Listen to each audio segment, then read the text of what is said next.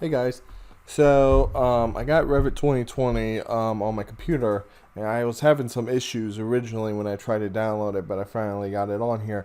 And I just wanted to go over a few things like the interface here. So you can see it's quite a bit different from the usual interface. And maybe if while we're talking about this, I can open up 2019 and we can just do a quick comparison. But it's kind of the same stuff. I mean, you have your models here, and you can open up your recent models and stuff. Um, Down here with families, same thing. And up here we have a learn button, so you can say what's new, essential videos. And I think if you click on it, it's going to open it up in a new browser. It's not right now because um, I'm connected to a VPN, so it's real laggy when it comes to opening up stuff. So you can see it's trying to open it now. So if you go up here, you have some resources to learn the tool. Up at the top hasn't really changed. You have you can type in keywords and stuff like that. You have your search and you have your A360 account where you would sign in, and then your little App Store button, and then the information button, and then all the settings that you would find here, like about Autodesk, where you would check out a license if you're on a network license.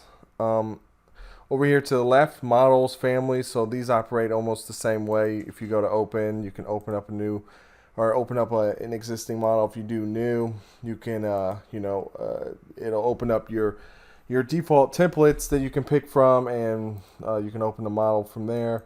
And then same here with the families. If we open up there, and then if we go to new, it'll take us here. We can browse for the family templates. Exit out of this.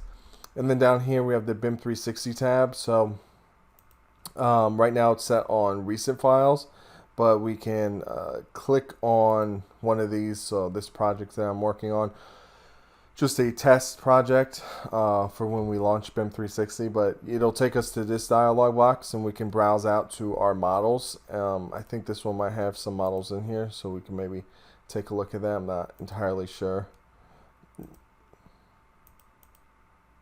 Yeah, it doesn't look like it has any models, but you essentially would go out here to get your Revit models, open them from BIM 360 if you have that.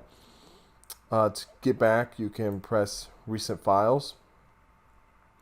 And if you click on this button, it'll take you to this interface. And the reason why you would want to do this is some tools have to be activated through Revit without any projects open. For example, I think it's either manage or your add-ins. The add-ins one, you can transmit a model.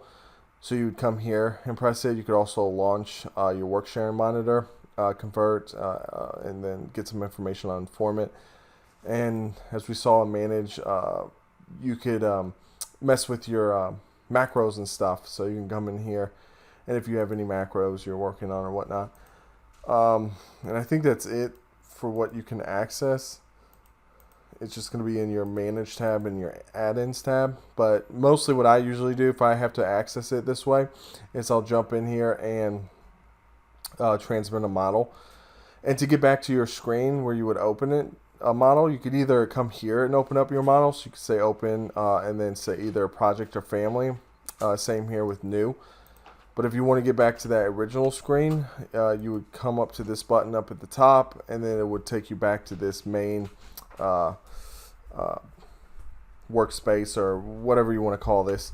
It'll take you back here so that you can either open up some of your recent files or browse out to some of these references. So also down here we have a refresh button, which is specific to BIM 360. A lot of times you'll have some